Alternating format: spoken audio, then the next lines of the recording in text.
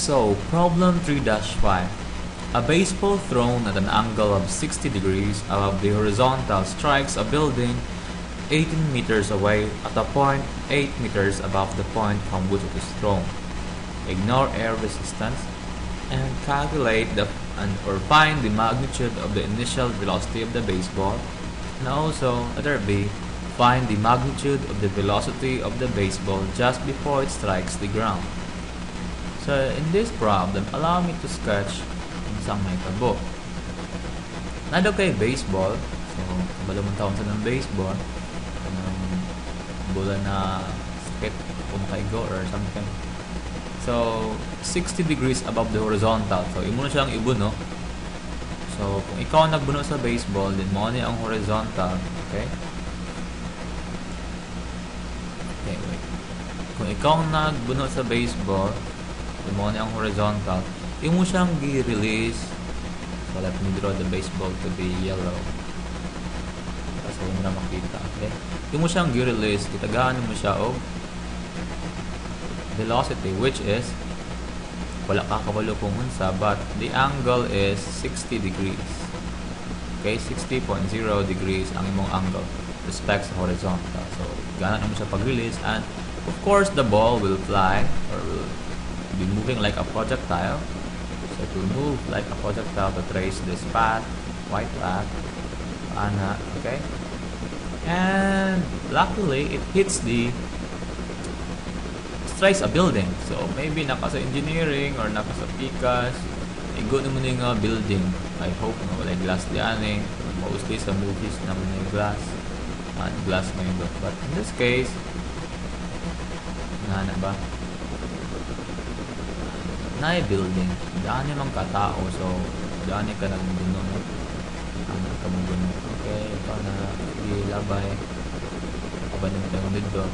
Then naigon mo ang building, and at a point 8 meters above the point where it is thrown. So, kung mo ang point nga imong gibuno ang bola kanang baseball, this is mo yung pasabutan na 8 meters above the point. Kaya ani man siya nga kuan, ani man nga level imong gibuno ang bola, naigon mo nga building.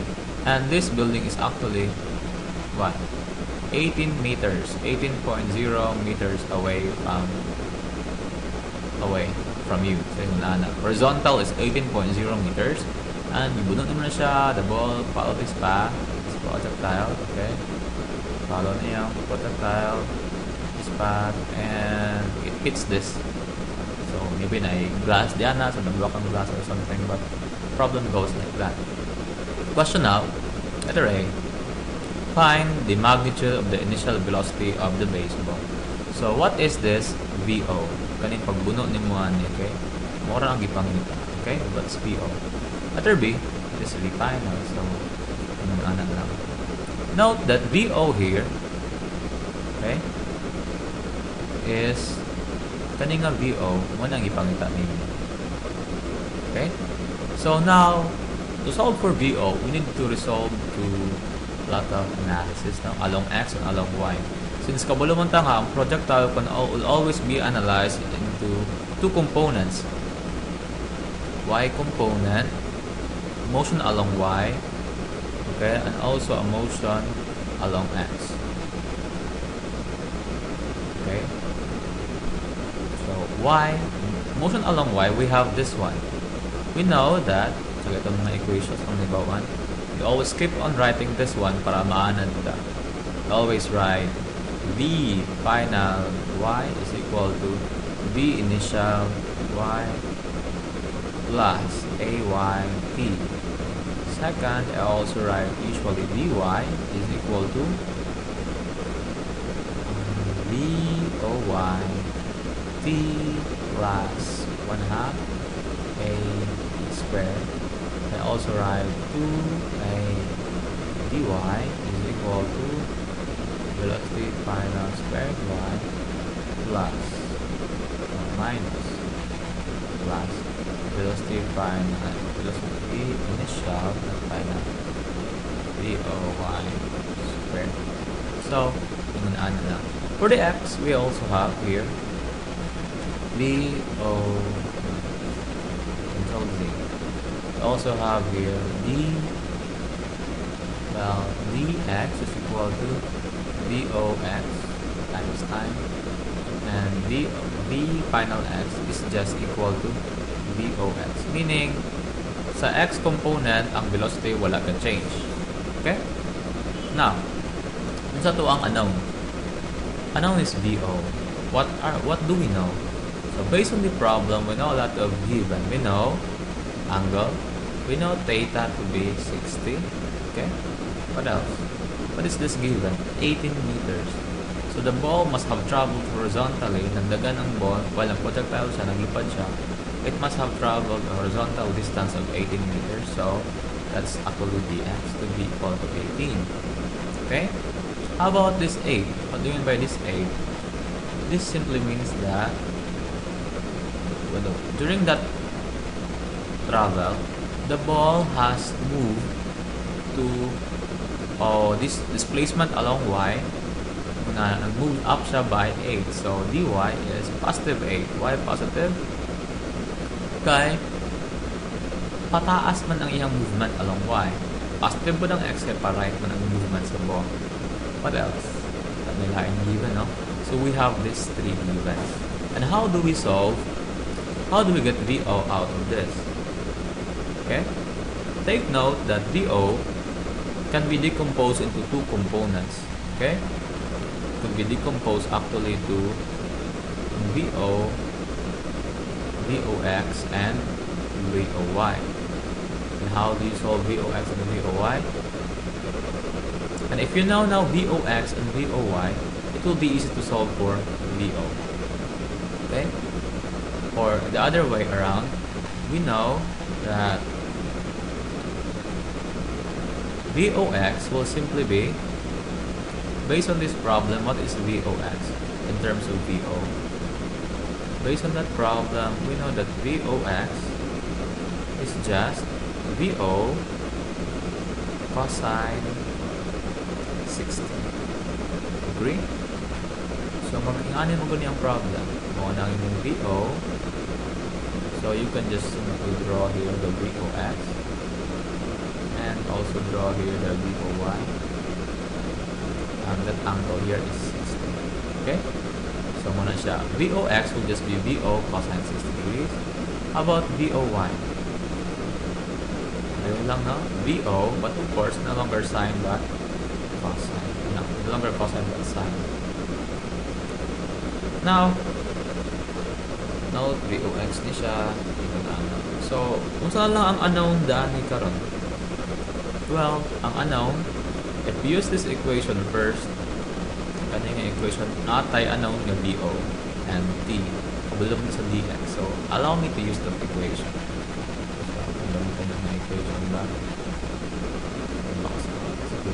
I'll use this equation, so I'll be having dx is equal to VOX T. And dx, I know dx to be 18. I know VOX is to be VO cosine 60 degrees times time. So in this equation, ang unknown kay VO, wala ko kabalo sa VO, then wala ko kabalo sa so VO is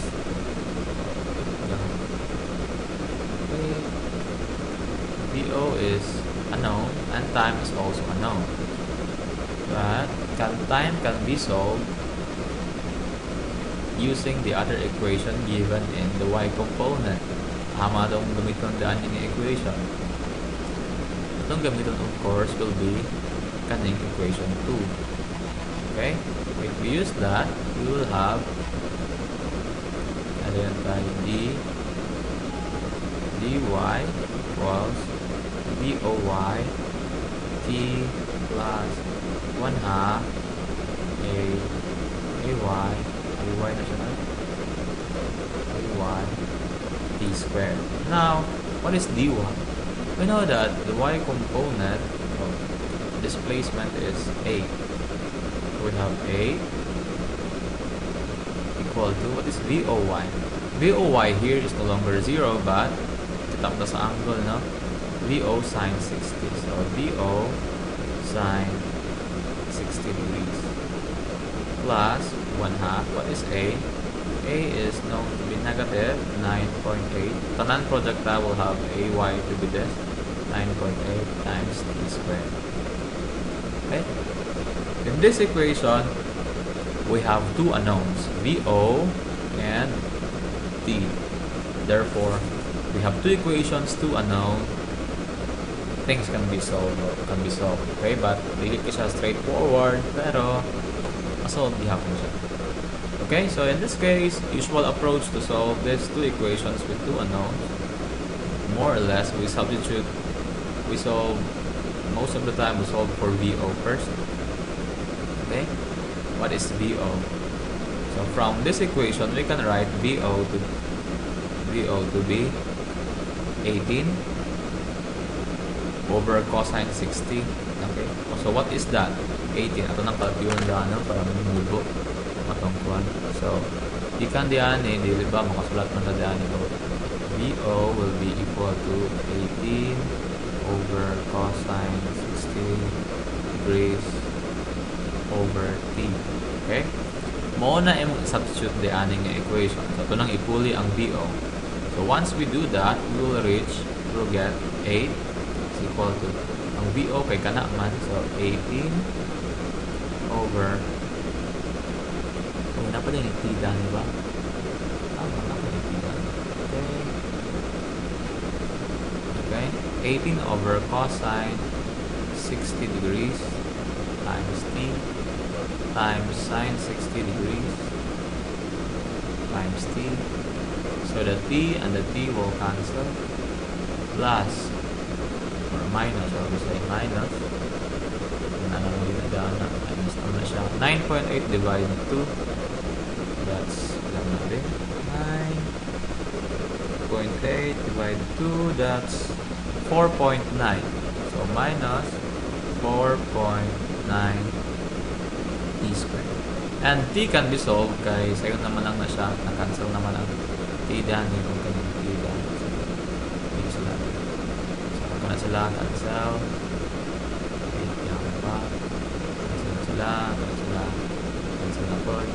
So therefore, based on that, to solve for T, we can usually just directly solve for T. That will be equal to 18 sine 60 divided cosine 60 sine 60 divided cosine 60 times 18. Okay, 8 minus that answer divided by negative 4.9. Okay, then you take the square root. The answer will be T will then be equal to 2.17 seconds. Okay, now let's write what? 2.17 seconds. So here T is solved as, so natin value sa time, no? Our time, na-solve ang time, 2.17 seconds. And that follows the VO will be equal to, kung kabalo na ka nga ang T, 2.17, solve ni mo gikandaan ng equation, VO will then be equal to 18. So 18 divide cosine 60 divide 2.17. Therefore, VO will be 16. Based on that, VO will be equal to 16.59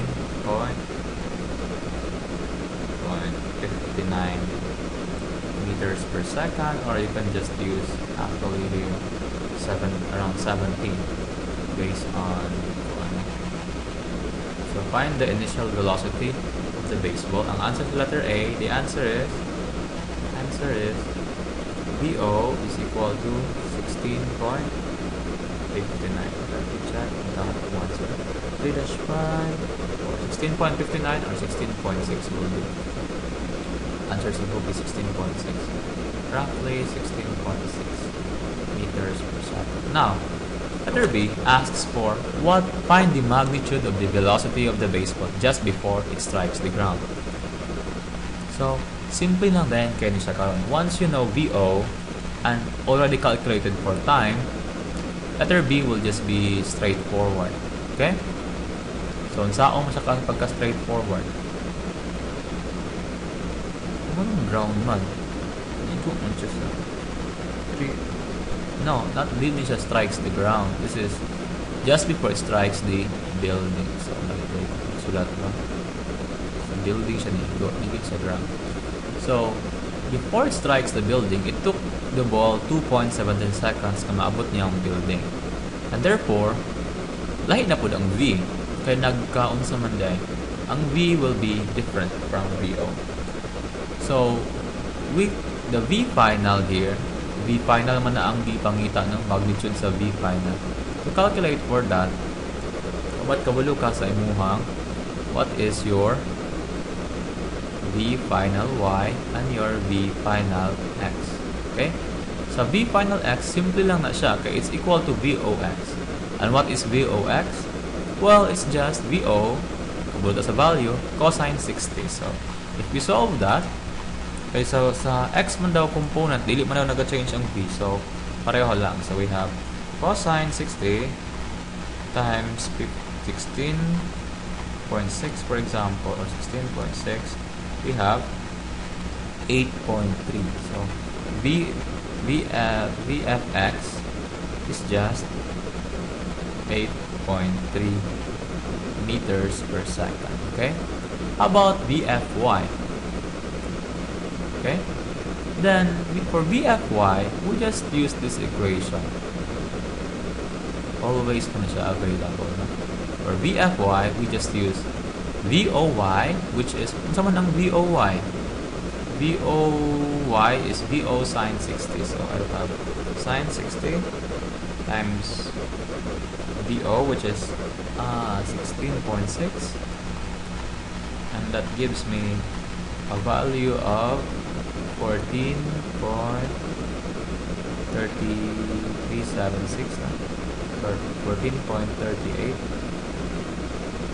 14.38 and mauna kong gamiton na VOY plus ang A kay negative. So I'll use to solve for VFY, I can have here VFY is equal to VOY, which is 14.38 positive, okay, upward lang pagka-throw, incline upward, plus AY is negative 9.8. Okay, time is how long?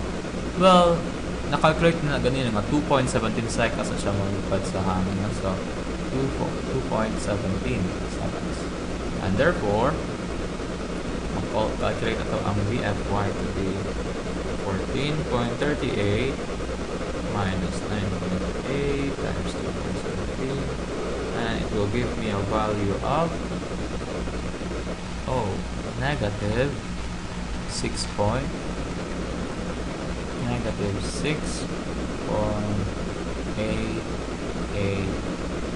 6.87, 6.89, negative 6.89 meters per second. So meaning sa negative, it's just moving downward. So one yung VFY. To get for VF, simply follow the rule of trigonometry. So anak mo na ang meaning anak. V of X is 8.3. That's 8.3. VFY is downward, 6.89. No? Negative is downward. Muna mong ipangita. Ang Pythagorean theorem tells us na dito na siya sulbon ba. That will be equal to square root of VFY. So 8.3 squared plus negative 6.89. Crowded na tayo pa. Anyway, ingon anak squared di mo na siya, and the answer will be, so VF di kay equal sa kahang. Ano siya? Paper itong paper. Well, yung nato pagkuha, VF is just the square root of V final Y squared minus V final X squared I plus. So take the square root of that. Try 8.3 squared plus negative 6.89 square that. Take the square root and square of the answer will give you V final to be 10.7, 10.8 meters per second. And mauna siya ang imuhang answer diyan. So, before it hits the wall, it has a velocity actually of 10.8 meters per second. So, yan yung answer, 10.8 meters per second. The final. Let me check. 3-5 and tama. I get it to be 10.8 meters per second. So, got it right. And more or less, this is the end of my examples. Or hoping that I can still make another example the next time. Okay, 5 hours is up.